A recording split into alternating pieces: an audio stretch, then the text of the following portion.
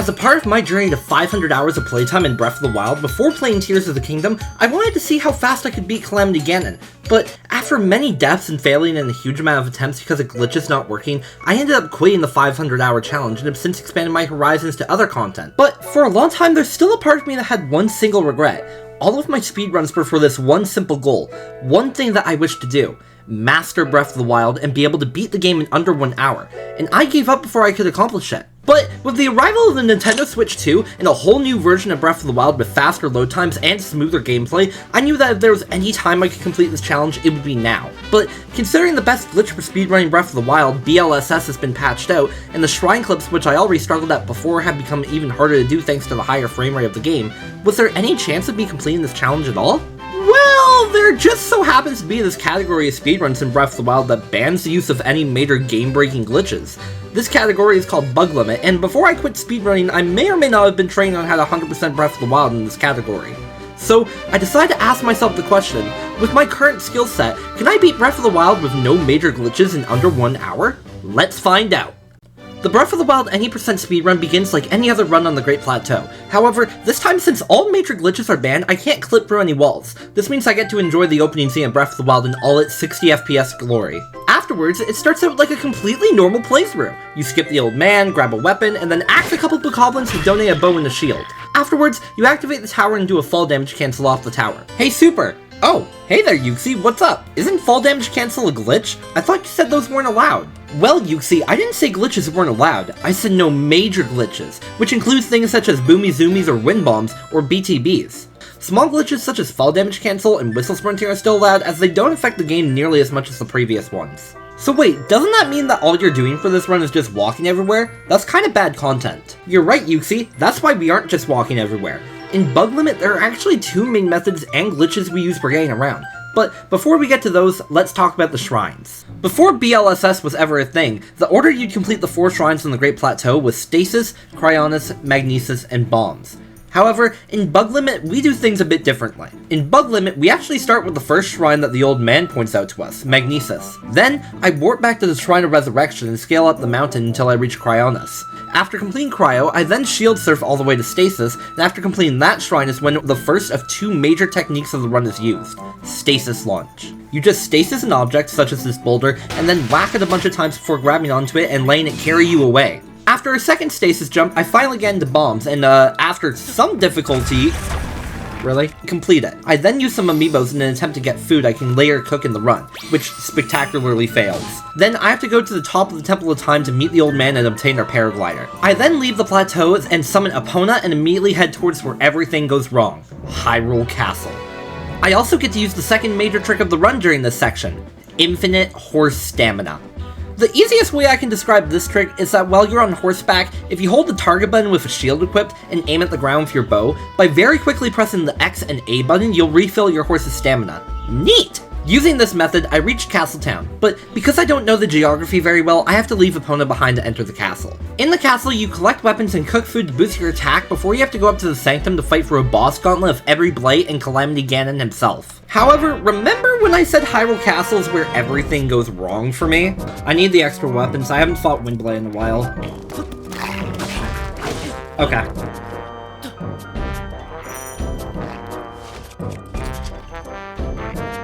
Of course you saw me. Now let's 3 ancient arrows. Alright. Alright.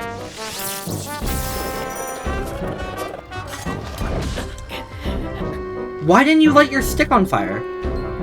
My dude, you always light your stick on fire. Okay. Attack up 2. Okay, we're gonna have to stall for that. The worst thing about the attack up 2 food was that while it was still decent, when it comes to the boss gauntlet, I'm not very good at fighting these 4 idiots fast. It takes me so long to beat the Blights, I often save my attack up food until the final Blight just so that I have enough time for Calamity Ganon. And sometimes, I even die to them. Eventually though, I make it through the first 4 bosses, and with 8 minutes left on the clock, 8 minutes left to complete my goal of beating Breath of the Wild in under an hour, I made it to the final battle. What up?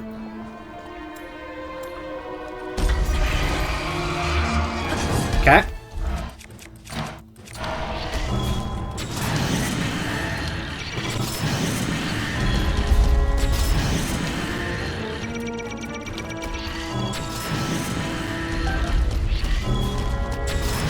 sure we get all that damage. Hi.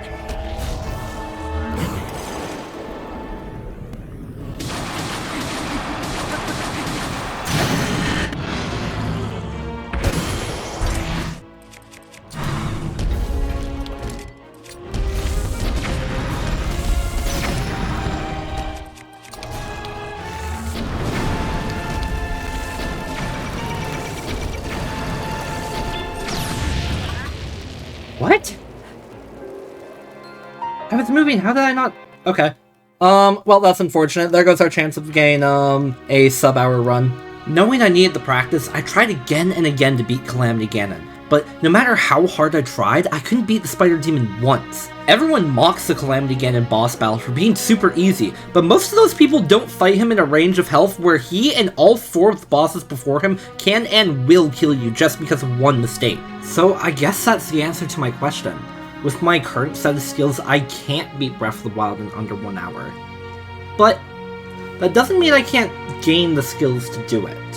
Nevertheless, despite knowing this fact after stream, I didn't learn anything.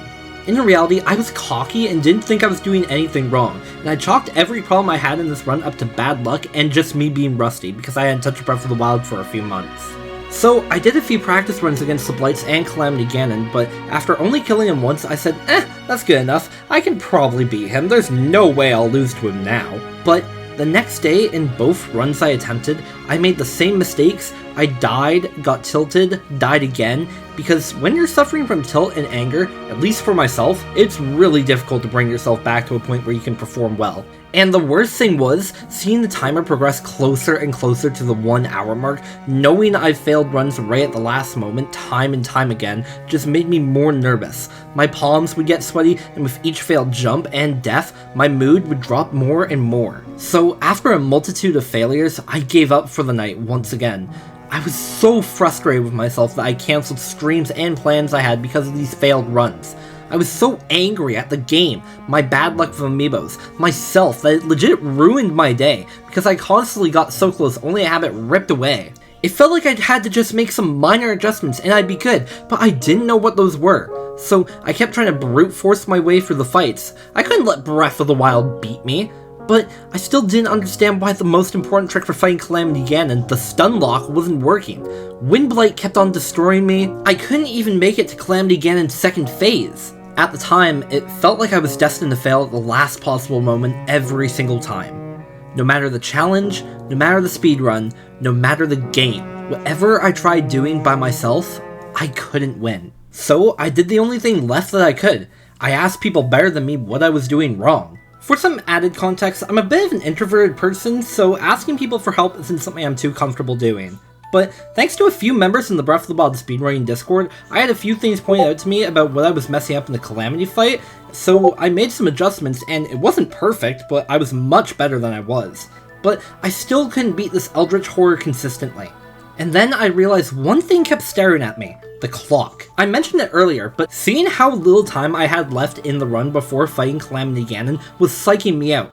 That had to be it. I needed to find more time. I immediately knew there were a few things I could brush up on. My movement on the Great Plateau, because while it was decent, there was definitely areas and tricks I could still improve in. My route to and in the castle. In all the runs I attempted, getting to the castle had been an issue. I always had to abandon my horse, and because of bad amiibo luck, not be able to make good attack up food that could last me through most of the boss rush. My movement in the castle was also just in general sloppy, and it would consistently lead me to lose any potential time I saved on the plateau just trying to reach the sanctum. But the most important thing was how I fight the Blights. If I could find some way to consistently fight them with fast strats, I could easily have enough time for Calamity Ganon. So I began digging on the internet, watching past speedrunners, looking up guides, until I finally found a speedrun tutorial made by a former bug limit world record holder, Lulu Core. And look, if this video makes you want to learn how to start speedrunning Breath of the Wild, but you can't do glitches like shrine clipping, please check this guy's speedrunning tutorials out. I can't vouch for him enough. So after studying this route, which takes a completely different route to the castle, including a good way to actually utilize Epona and consistently get attack up 3 food, and also a strategy for fighting against the blights, especially Wind Blight, I knew after practicing it a few times, as long as I didn't majorly screw up, I had this. 4 days after my last failed run, I went live with this new route, and let me tell you, this one simple beetle changed everything. Because with it, I would remove my reliance on getting lucky of my one single amiibo that could give me mighty food. It was time to lock in. I completed the 4 shrines in decent time and went up to get the paraglider from the king. I then left for Hyrule Field, where I stopped to pick up some attack boosting armor. And then I sped towards Castletown, where I would perform a stasis launch to this pillar, climb up and around it to enter the castle, stopping to get some extra arrows and my second attack up ingredient. It was now time to collect the weapons and the final ingredients I would need to rely on for the boss rush. I climbed my way to the dining hall, quickly collecting a bow, narrowly dodging 2 moblins, collecting a Molduga fin, and the first of many weapons I would need to beat the blights. I blew open walls, distracted a Lizalfos with a bomb, somehow snuck up and killed a moblin collecting the weapons and crates full of arrows it was guarding, then returned to steal the reptile's weapon and shield. And after I snuck my way back through the dining hall, collecting the final ingredients I needed, and distracted 2 more moblins so I could sneak attack them and collect my final weapon I would use. And finally, for the first time in a run, cook an attack up 3 elixir that could last for the entire boss rush. I began navigating my way to the sanctum for potentially the final time, and I couldn't help but notice the timer. I couldn't believe it! This was the fastest I had ever finished my preparations. Was all my practice actually going to be worth it? The timer stayed in the corner of my vision as I dodged nearby Guardian's lasers and caught the updraft of nearby fire, rising through the ruins of Hyrule Castle. The timer, I knew it wanted me to mess up so badly. Its sheer presence was just psyching me out. I had to block it, but I just couldn't. I reached the sanctum and glanced one last time at the clock, and it was staring back at me. I was about to step into the fight that had robbed me of my goals so many times before. Was I ready? No. But ultimately, there was nothing left that I could do to prepare. I stepped into the fight, hoping that this time, unlike every previous attempt, I wouldn't choke. Wind Blight. Immediately, my training worked to my advantage, as within seconds, we're already on first phase, and the blight that had stood in my way so many times as I shot it with arrows had now become scared of me. After killing him, Water Blight was next, and although I missed the one cycle, defeating it has always been easy. Shooting it off the roof and killing it so fast, Fire Blight, you better bring your A game. I can't even do commentary because they're dying so quickly. He isn't even allowed to move. I'm in a flow state I haven't been able to enter for a long time. Thunder Blight, you're the one that used to scare me the most, but not anymore as I charge into battle, breaking your shield and hitting you with a combo of attacks and bringing you back down to earth. But then I made one crucial mistake. Oh boy. Thank you, Link, for not doing what I wanted. Doesn't matter, we're good.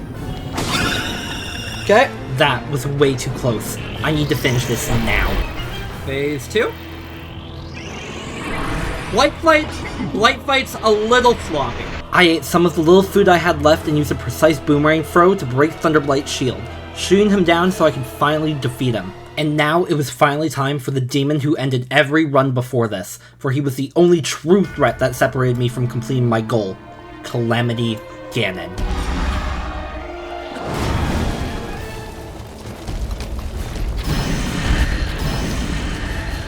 I tried to keep space between Calamity Ganon and I, while collecting more weapons on the floor and sending volleys of arrows right into his skull. By keeping a lock on the spider, I was able to move fast enough to avoid its attacks, gaining some valuable flurry rushes here and there. However, my tunnel vision on him would be my undoing, as I finally made it to second phase.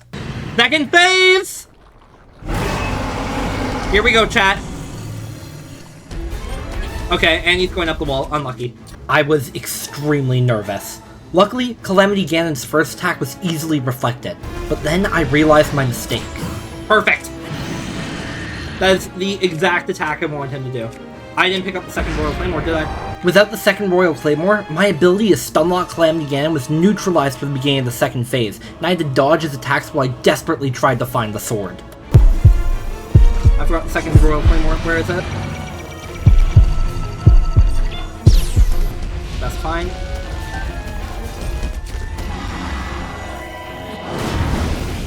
Now that I had the second Royal Claymore, I could stunlock Calamity again. This was it. There we go.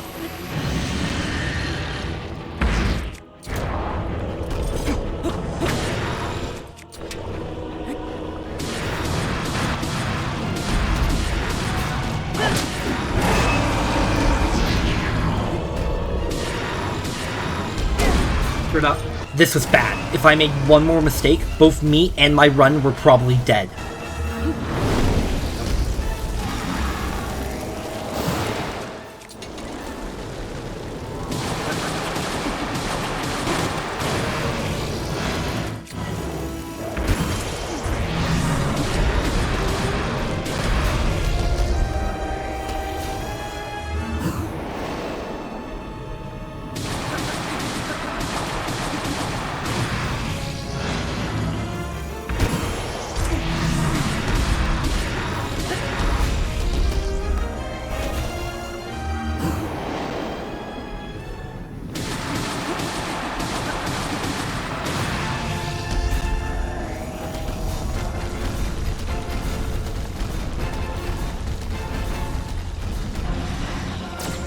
Nice.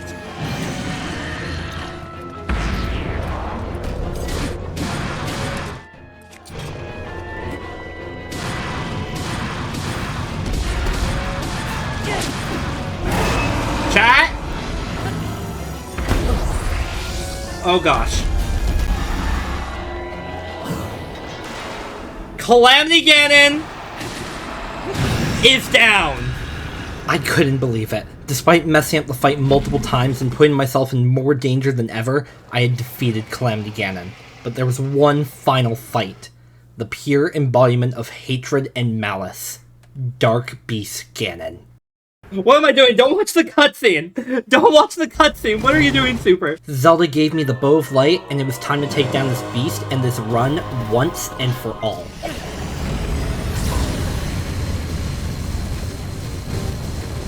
La noirceur de l'âme de Ganon enveloppe son corps. Hello, Dark Beast. Cette aura le protège de toute attaque. Je vais contenir son aura maléfique. Mais je ne pourrai pas tenir très longtemps. Il te faudra viser les points lumineux. Je crois au datoire, Link. Oh my gosh. Okay. Don't fail now.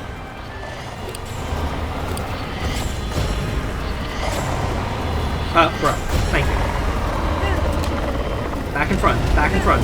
Le pouvoir de Ganon s'affaiblit. Hey, buddy. Boop.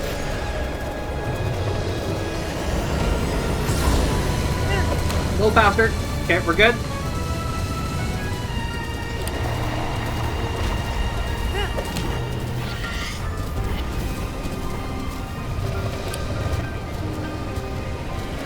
La lumière, vise les points lumineux. I can't see. I went too far. I went into the trees. Go. Tu l'as blessé. Continue. Go.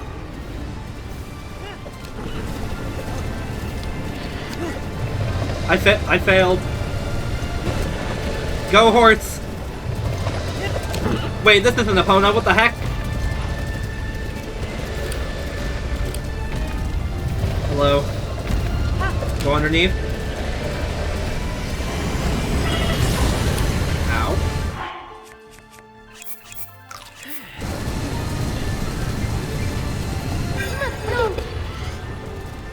Got him. Chat. If the horse cooperates, chat, after like months of trying, Link, regarde. Sur sa days, hours wasted in failed attempts of one simple goal of beating Breath of the Wild que tu vois. in under 1 hour. Maintenant, Link, c'est la... We've done it. As I sat back and watched the all-too-familiar cutscene, only one thing could truly describe how I felt in that moment. I'm finally free! Oh my gosh! This probably seems overdramatic, but after attempting this goal on and off for months and getting beaten down at every twist and turn, I was so happy that it was finally over. If it hadn't been for the Switch 2 finally releasing, who's to know if I'd have ever come back to Breath of the Wild to finally complete this challenge. But man, am I glad I did. And yeah, this wasn't a world record, or the cleanest run, but I'm proud that I was able to work through the trials and tribulations to get this one done. And whatever challenge is next, no matter how difficult, I'll have fun trying to solve it. Because at the end of the day, it's not about the destination, but the journey along the way. Thanks for watching.